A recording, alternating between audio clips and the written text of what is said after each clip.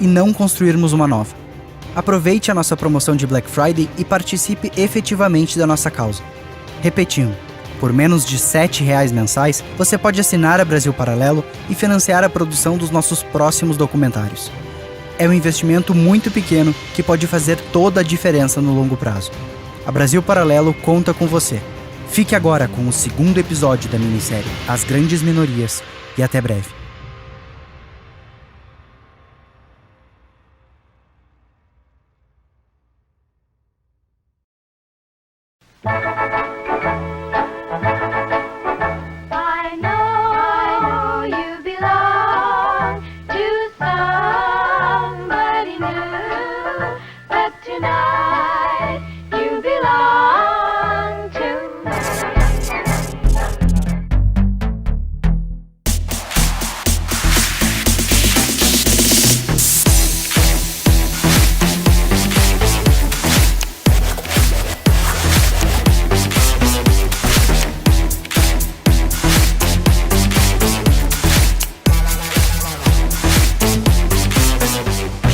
A new movie on Netflix is causing major controversy today, showing 11-year-olds in crop tops and tiny shorts. Drag kid who RuPaul is calling the future. Que Jesus é travesti, sim! Eu nasci machista e eu tô perdendo o machismo. Biological males who identify as females are entering the competition and dominating their opponents in many sports.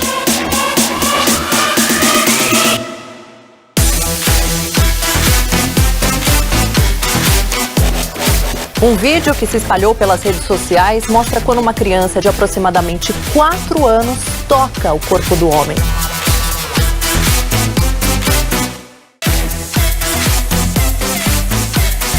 Às vezes, tudo que falta na nossa vida é um pouco de sex education.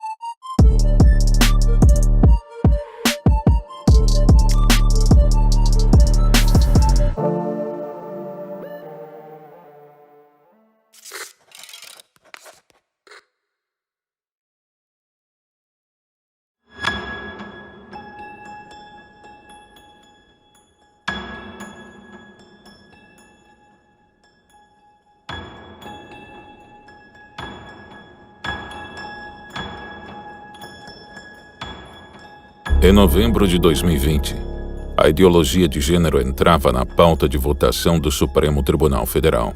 O ponto mais polêmico gira em torno da ideologia de gênero. As escolas seriam obrigadas a adotar os princípios de que as pessoas não nascem homem ou mulher, mas escolhem o sexo depois, ao decorrer da educação. Em 2014, quando o Congresso votou os Planos Nacionais de Educação, um grande movimento contrário às políticas de gênero tomaram o país. Graças à pressão da sociedade, deputados e senadores retiraram todas as referências de gênero contidas no plano. Ali dentro da ADI, o que a gente encontra, inclusive, qualquer um pode entrar na internet, no Supremo e ver, são 52 páginas dessa ADI que o partido entrou. Ele quer colocar que a retirada ela é inconstitucional porque a Constituição diz que nós não podemos discriminar pessoas. E, de fato, nós concordamos que ninguém seja discriminado. Essa não é a questão. Onde está a manipulação não é visível para as pessoas. Insatisfeitos com as constantes derrotas que a ideologia de gênero sofreu nos últimos anos no Brasil, o PSOL levou a matéria até o STF através da ADI 5668. Houve, novamente, uma grande manifestação. E deputados, ouvindo a voz do povo, solicitaram uma reunião, um encontro com o presidente do STF, que acolheu a solicitação inicialmente de retirada de pauta. Então, os deputados, ao solicitar, conseguiram o intento de não pautar, não votar, né? Mas veja, aqui é uma diferença muito grande entre arquivamento e tirar de pauta. né? Então, não significa uma vitória, significa que nós ganhamos um tempo, né? Então, o tempo qual é? É o tempo de esclarecimento, né? É o tempo de que as pessoas entendam o que é o gênero, manifeste-se novamente ao Congresso Nacional, porque caso contrário, não só neste caso, mas em outros tantos, nós veremos ainda o STF fazendo o mesmo caminho com o povo brasileiro. A lei proposta pelo PSOL segue uma tendência no Ocidente. Nos últimos anos, diversos países adotaram leis para punir aqueles que não respeitarem as novas nomenclaturas. No Canadá, a Suprema Corte condenou um pai por violência familiar após ele se recusar a chamar a sua filha de menino. A corte ainda publicou uma ordem de proteção permitindo que ele fosse preso imediatamente, caso chamasse a sua filha de menina em público ou em privado. Nos Estados Unidos, o estado da Califórnia aprovou uma lei que prevê multa e prisão por até 1 ano para quem deliberadamente e repetidamente usar os pronomes que não respeitem os gêneros neutros. Na Inglaterra, uma mãe de 38 anos foi presa em casa na frente de seus filhos por ter chamado uma mulher transgênero de homem no Twitter. Esses fatos isolados estão virando um costume em diversos países e refletem uma cultura cada vez mais presente. Você em casa já parou para pensar? Você sabe a diferença entre sexo e gênero? A gente vai falar um pouquinho hoje sobre gênero e sexualidade. A gente vai discutir sobre gênero e natureza. O que é orientação sexual? O que é identidade de gênero? The first thing you need to know about gender is that it's not the same as sex. I think it's important to make a very clear distinction between the two terms gender and sex. Vamos falar sobre uma questão importantíssima: gênero e sexualidade. To imply that sex or gender is fixed and always the same is wrong. Tem muita gente que ainda não conhece essas palavras, as diferenças entre gênero e sexualidade. Qual é a diferença entre sexualidade e gênero? Nós realmente temos visto vários youtubers, personalidades, até artistas que nem deveriam ter essa autoridade intelectual, comentando essas questões de gênero. E sim, esse ativismo judicial e legislativo, através de propostas como essa ADI do PSOL, com projetos de lei que já foram apresentados por Jean Willis, Érica Cocai, etc. Todos eles se baseiam no conceito de gênero como distinção entre gênero e sexo. E uma das principais personalidades feministas na defesa da ideologia de gênero é a Judith Butler. Ela ficou bastante conhecida no Brasil porque recentemente veio para cá, causou muita polêmica a sua presença no país. You're not welcome in Brazil. You're not welcome here. Fuck yourself and go to hell. You're not welcome here. You're not welcome. You guys are evil. Those ladies here want to make it official the pedophile. No, essa ideologia. Levar pra alto. You're not welcome here in Brazil. E ela mesma, Judith Butler, define pra gente gênero como essa dicotomia, né? Como essa diferenciação entre gênero e sexo. Aqui na página 25 do livro dela, um dos mais famosos, que é Problemas de Gênero, ela nos diz o seguinte: concebida originalmente para questionar a formulação de que a biologia é o destino, a distinção entre sexo e gênero atende à tese de que, por mais que o sexo pareça intratável em termos biológicos, o gênero é culturalmente construído. E ela continua, diz ainda: não há razão para supor que os gêneros devam permanecer em número de 2. E continua na página 27. O próprio construto chamado sexo seja tão culturalmente construído quanto o gênero. Então, nasço homem, mas me comporto como mulher, me visto como mulher, então eu tenho um gênero que é diferente. Então, para a gente entender a teoria de gênero, política de gênero, perspectiva de gênero, igualdade de gênero ou ideologia de gênero, né? A gente tem que entender o seguinte: existe uma história que começa nos anos 60 e começa com a história do Dr. Money, né? um sexólogo, né? Que de repente tem em suas mãos uma situação perfeita para uma teoria que ele faltava uma cobaia para a coisa funcionar. Ele é um psiquiatra conhecido por lidar com transexuais e com travestis, então uma das primeiras experiências que ele faz foi com a família Heimer. E o Dr. John Money fala especificamente sobre esse caso no seu livro Os Papéis Sexuais. Lá na página 81 do livro, ele começa a descrever essa família. Havia uma família que vivia no campo, e esse casal concebeu gêmeos. Esses gêmeos se chamavam Brian e Bruce. Os dois, ali por volta do 6º mês de vida, começaram a desenvolver problemas de fimose. A mãe e o pai, preocupados com isso, procuraram um hospital para realizar uma cirurgia de fimose nos 2 bebezinhos, que tinham apenas 6 meses. O primeiro a ser submetido a essa cirurgia foi o Bruce. Só que um erro médico no momento de fazer essa cirurgia acabou mutilando o pênis do bebezinho, do Bruce. Então, essa família, esse casal, estava agora com 2 bebês gêmeos e um mutilado. Então, esses pais, muito angustiados, em determinado momento assistiram na televisão, para você ver a relevância e a autoridade que o Dr. John Money tinha, um programa onde o Dr. John Money aparecia apresentando um travesti, uma pessoa que havia mudado de sexo e que, portanto, era um experimento de sucesso, demonstrando que um homem pode ser uma mulher ou uma mulher pode se transformar em um homem com facilidade e com sucesso. Então, assistindo isso, esses pais começaram a procurar por essa alternativa, a alternativa de ressignificar o sexo ou a identidade da criança. Então, foram convencidos pelo Dr. John Money e outros especialistas a criar o pequeno Bruce como se fosse uma menina e mudaram imediatamente o nome dele para Brenda. Eles foram convencidos também que mais tarde, aos 12 anos, poderiam fazer uma cirurgia plástica nessa criança para que ela tivesse uma vagina construída por cirurgiões plásticos.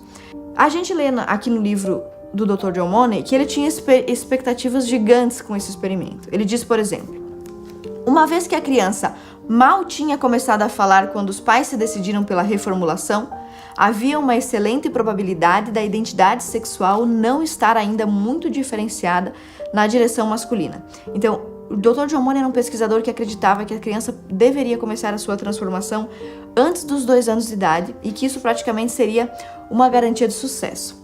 Mais tarde, um dos seus adversários intelectuais resolveu ir atrás do caso. E o Dr. Diamond, investigando, finalmente encontrou a família Heimer. Encontrou o Brian, o antigo Bruce, que agora se chamava Brenda, e os pais. E quando ele encontrou essa família, encontrou uma família destroçada. Pai e mãe no alcoolismo, na esquizofrenia, problemas psicológicos, depressão.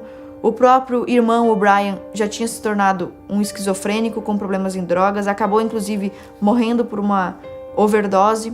E quando o Dr. Diamond então finalmente encontrou a Brenda, pôde contar a Brenda que o caso dela tinha sido vendido como um caso de sucesso. E isso deixou o antigo Bruce, agora a Brenda, revoltado com a situação e o levou a contar a sua história. Então começou a refazer a sua biografia, a se informar sobre o que tinha sido dito sobre ele e contou para o mundo que esse experimento tinha sido fracassado e que tudo que o Dr. John Money escrevia nos seus livros, nas revistas científicas sobre esse caso, era uma mentira. Desde criança, o Bruce, que era a Brenda, não se sentia confortável com o vestido, com roupas cor-de-rosa, não conseguia se ajustar na escola, problemas de sociabilização, não se sentia uma menina, era mais agressivo e mais afeito às brincadeiras de menino do que normalmente uma menina é. E aí se descobre também através do Dr. Diamond que esses encontros anuais que o Dr. John Money fazia com os irmãos eram extremamente violentos, de mau gosto, até criminosos, se diria. Eles relatam, por exemplo, terem sido submetidos a encenações de relações sexuais entre os 2 irmãos, e o objetivo seria gravar ou fixar na cabeça das crianças qual era a atividade sexual do macho e da fêmea. Todos esses absurdos só foram revelados mais tarde, quando o Bruce ou Brenda resolveu contar a sua história. Então, esse caso, esse primeiro experimento, que foi o experimento do Dr. John Money, acabou com o suicídio, com a morte do irmão Brian, com o suicídio do David Heimer. Então, o Bruce, que virou Brenda, que virou David, acabou na vida adulta se suicidando, mesmo depois de ter tentado constituir família, não conseguiu lidar com o trauma da sua história. E os 2 pais visivelmente abalados no alcoolismo, na depressão, enfim. A família Heimer foi todinha, os 4 membros dela, destruída pela ideologia de gênero. I was never happy as Brenda. Never. And I'd slit my throat before I go back to that. I'd never go back to that. It didn't work because that's life. Because you're human. You're not stupid. And eventually, you end up being who you are. Entre em nosso site e saiba como ter acesso a entrevistas e cursos exclusivos. E lembrando, Esta é a semana da Black Friday da Brasil Paralelo. São as melhores ofertas do ano. Nós contamos com você. Então a gente vê que houve uma etapa em que essa teoria de gênero, esse conceito, embora ainda não tivesse esse nome, tentou se instalar através da ciência, né? Então tentou ser vendido como uma proposta científica. E nós vemos que fracassou como ciência. Alfred Kinsey, Dr. Joe Money, todas as personalidades que tentaram vender essa fluidez de gênero ou essa diferenciação sexual através da opção, da decisão, da educação, se demonstraram fraudes, né? Então todos esses experimentos foram fracassados. Mas se fracassaram como ciência, como é que a gente justifica eles continuarem prosperando como ideologia? Isso é muito importante. O movimento feminista abraçou essa ideia de ressignificação sexual. Então nós vemos lá na década de 40, 50, ao mesmo tempo em que fracassava cientificamente nas mãos do Dr. Joe Money, surgia ideologicamente nas mãos das feministas. Das ondas feministas, a gente entende, tem a primeira onda, que é aquele caminho que estava se estruturando, o pessoal conhece do voto, tá? Mas ali ainda não tinha a teoria de gênero. Nós estamos falando das duas ondas, da segunda e da terceira onda. No movimento feminista de segunda onda é que surgem duas grandes pensadoras feministas, a Beth Friedan e a Simone de Beauvoir. A Beth Friedan, como uma americana, falava principalmente para as burguesas, e a Simone de Beauvoir, como uma francesa ligada ao socialismo, falava principalmente para as feministas de esquerda. Mas as duas tinham algo em comum: o desprezo pela feminilidade.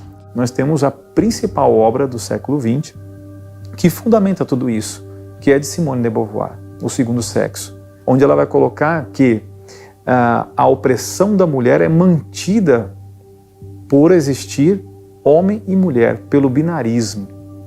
Ela abre isso nos anos 49, ela vai falar, olha, as mulheres conseguiram os direitos civis e políticos, mas a mulher ainda não alcançou a liberdade. E por que não alcançou essa liberdade? Ela não alcançou ainda porque existe uma opressão do papel da mulher, que ainda tem como opção no seu imaginário ser mãe, ser mulher em si. A Beth Friedan, por exemplo, publicou um livro chamado Mística Feminina. Ou seja, para ela, o feminino e a feminilidade são uma mística, um mito e uma invenção. Então ela difunde esse livro entre as americanas, dizendo que tudo que nós conhecemos como feminino, a maternidade, as preferências profissionais, como por exemplo enfermagem, pedagogia, o apreço pelas crianças, o cuidado com os idosos, a domesticidade, enfim, quaisquer características femininas são apenas propaganda e invenção masculina para oprimir as mulheres. Então a Beth Friedan vai vender essa ideia de que feminino não existe. A Simone de Beauvoir, ao mesmo tempo, lá na França, vai escrever Não se nasce mulher, torna-se, relacionada principalmente ao materialismo e ao existencialismo do Sartre, que era seu amante. Ela começa a vender a ideia de que ser mulher ou ser feminina depende de uma decisão, de uma construção social. On ne naît pas femme, on le devient. Oui, c'est en somme la formule qui résume l'ensemble de mes thèses. Et ce qu'elle signifie est très simple, c'est que être femme, ce n'est pas une donnée naturelle. C'est le résultat d'une histoire.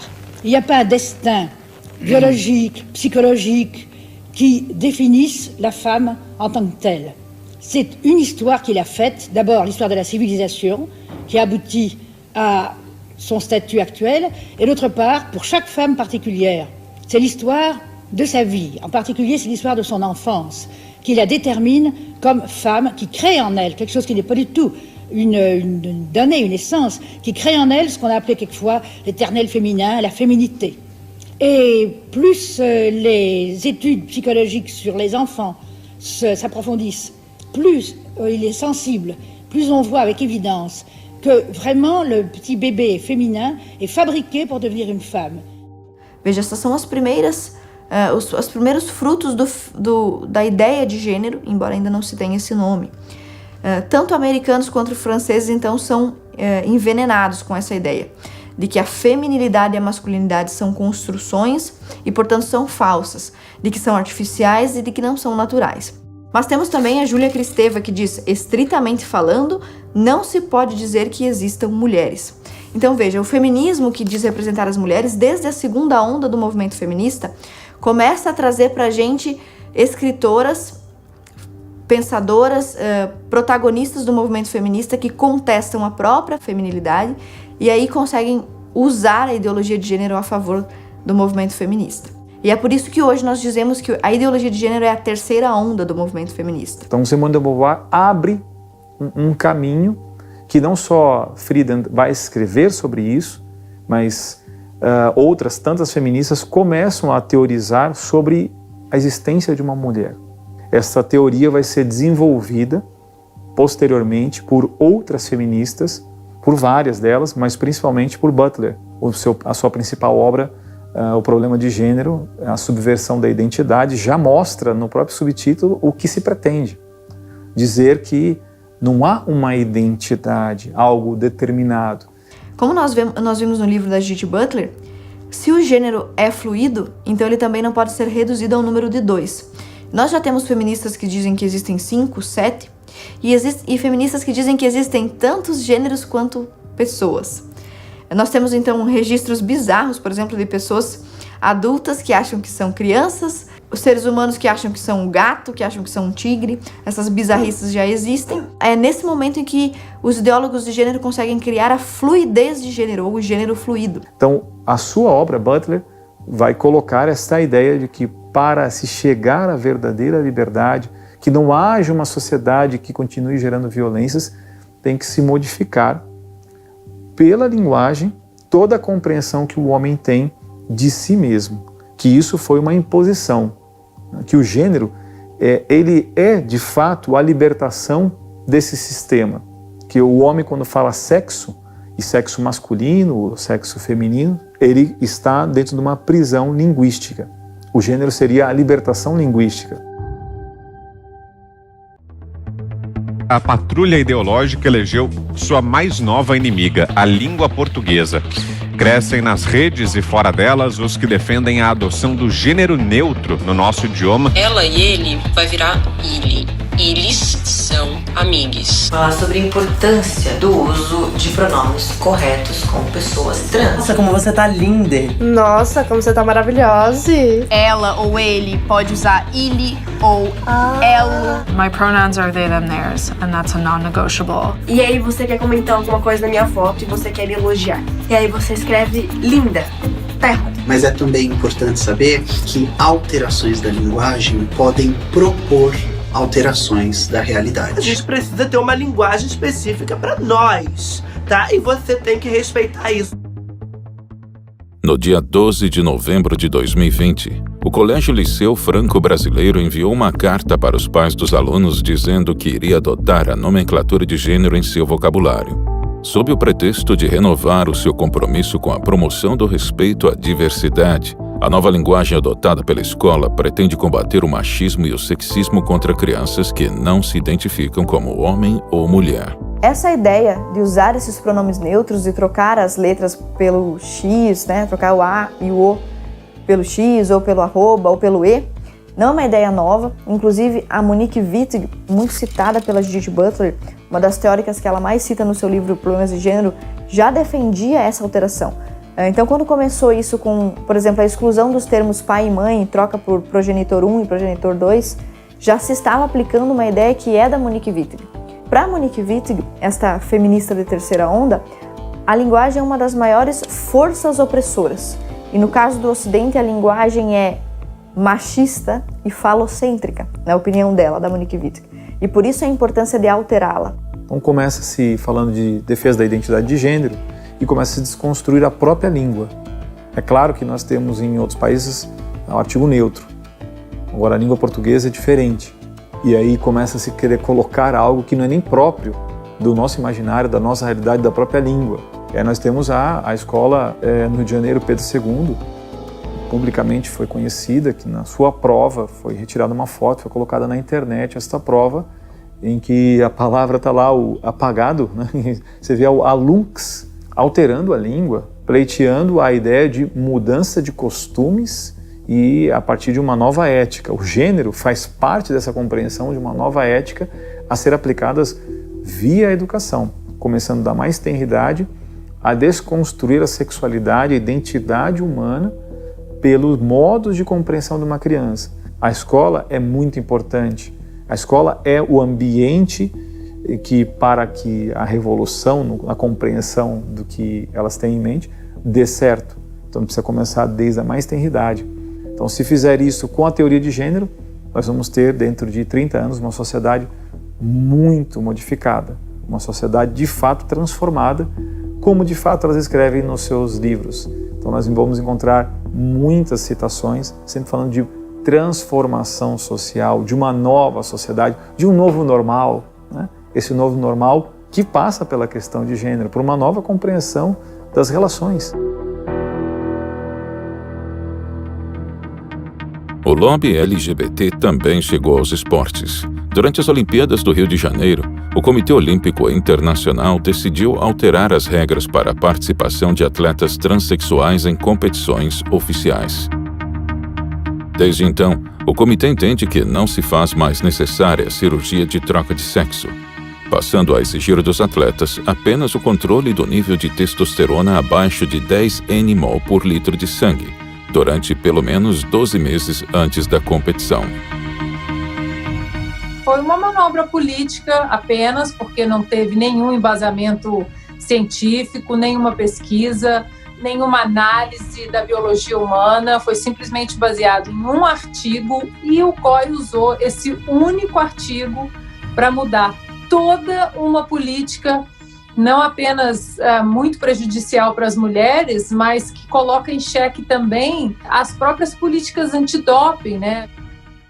Entre em nosso site e saiba como ter acesso a entrevistas e cursos exclusivos. E lembrando, esta é a semana da Black Friday da Brasil Paralelo. São as melhores ofertas do ano. Nós contamos com você. Em 2017, a Superliga Feminina de Vôlei recebeu seu primeiro atleta transexual, Tiffany Abreu, que nasceu Rodrigo, trocou de sexo aos 28 anos quando ainda jogava voleibol masculino em pequenas ligas da Europa. Quando atleta masculino, Rodrigo nunca obteve destaque nas competições em que atuou, mas sua performance na Superliga Feminina foi bem diferente. Para você ter uma ideia, esta semana, na derrota do Bauru para o Praia Clube por 3-2, com 39 pontos no jogo, a Tiffany bateu a marca de uma atleta consagrada na Superliga. O recorde anterior de 37 pontos pertencia a Tandara, do Osasco, uma das principais jogadoras do Brasil.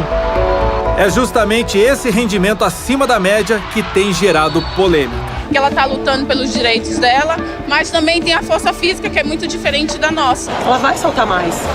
A fibra muscular dela é muito mais forte. O corpo é diferente de uma mulher. Acho que se não existisse diferença entre masculino e feminino, a nossa rede teria 2,43, igual a deles tem. Mas um homem é foda, né? Então é o que diz ali o Bernardinho. A transgender high school athlete who is biologically a male took first place in both the 100 and 200 meter dash at Connecticut's Girls Track and Field State Championships. When I'm at the start of the race, when I'm lining up and getting into my blocks, everyone already knows the outcome. Those two athletes are going to come 1 and 2, and everyone knows it. It's very frustrating and heartbreaking when us girls are at the start of the race and we already know that these athletes are going to come out and win, no matter how hard we try. Essa política de falsa inclusão, que vai excluir mulheres em todas as esferas, ela começa a atingir em cheio aí a vida universitária das meninas, né? Muitas meninas e meninos também, com aptidões atléticas, eles investem tempo, dinheiro, treinamento exatamente para conseguir bolsas atléticas para boas universidades. E o que está acontecendo aqui nos Estados Unidos é que agora essas bolsas elas começaram a ser distribuídas para meninos biológicos, meninos de 16, de 17 anos que estão tomando lugares das meninas. Se uma menina perdesse uma bolsa atlética para um menino, já seria o suficiente para a gente tá lutando essa batalha toda. O problema é que não é uma, são centenas de meninas já nos Estados Unidos perdendo bolsas para meninos biológicos. E o pior de tudo é que todas essas propostas são vendidas como se fossem melhorar a vida das pessoas. Como se homossexuais, como pessoas que não se identificam com o seu próprio gênero, que sofrem de disforia de gênero, fossem ter a sua vida facilitada ou seus problemas atenuados. tanto pelo uso do pronome neutro, como essas campanhas anti-bullying na escola, o que na verdade não acontece. Você está vendendo uma ilusão para essas pessoas e essa é a maior gravidade de tudo isso. E associações de pediatras de todo mundo, médicos, têm lançado boletins, pareceres a esse respeito. E um dos documentos mais famosos sobre isso é um que foi emitido pela Associação Americana de Pediatras, com 8 tópicos falando sobre sexo e sobre gênero. E num desses tópicos eles falam, por exemplo, que quando uma criança tem uma dificuldade com relação à sua percepção de sexo, esse problema provavelmente está na mente e não no corpo. Então essas medidas de aplicar em crianças tratamentos hormonais ou mesmo os mais invasivos como cirurgias, né, mutilar crianças por causa de um problema que ela está referindo, isso mais atrapalha do que ajuda essas crianças. Inclusive, como essa mesma associação de pediatras já notificou, 40% dos transgêneros se suicidam, ou seja, de cada 10 pessoas submetidas a todos esses tratamentos de mudança de sexo, cirurgias e hormônios, de cada 10, 4 se suicidam. É um número muitíssimo alto. Além disso, a mesma associação de pediatras já notificou que o índice de suicídio é 20 vezes maior entre aqueles que fazem uso de tratamento hormonal, de mudança de sexo, que ressignificam o seu sexo. Então, por que buscar imediatamente, por que usar como primeira via justamente o que mais traz problemas para essas crianças e adolescentes? Parece, na verdade, um ato de desamor, de falta de empatia e não de proteção, como dizem ser as intenções dos movimentos GLS ou do movimento feminista. Existem absurdos em nome de crenças, né? E esta é uma delas, né? De um grupo que quer colocar que um professor não possa mais chamar de aluno, aluna, menino, menina. Free speech is the mechanism by which we keep our society functioning. It's a consequence of free speech and the ability to speak. People can put their finger on problems, articulate what those problems are, solve them, and come to a consensus. And we risk losing that. With Bill C-16 and its surrounding legislation, it's the first time I've seen in our legislative history where people are attempting to make us speak their language. But as soon as the government decides that they have the right to decide what I have to say because of some false altruism on their part or some underlying and unexpressed ideology, then the answer to that is no damn way. E a confusão interior, como aconteceu no caso do Dr. Money com o Brian, né? Vendo ali o que acontece na vida dele, todo mundo falando para ele que ele não é aquilo que ele vê que ele é de fato. O que acontece com isso? Bom, aumento de suicídios, então que se recordem desse documentário, né? Se aumentar os índices de suicídios, se aumentarem depressão, porque os remédios que mais se vendem no país são ansiolíticos, antidepressivos, por uma faixa etária que vai desde os 19 aos 29 anos de idade, que não tem trauma suficiente nem para poder receber essa medicação. Então você imagina jovenzinhos que tem um problema de identidade.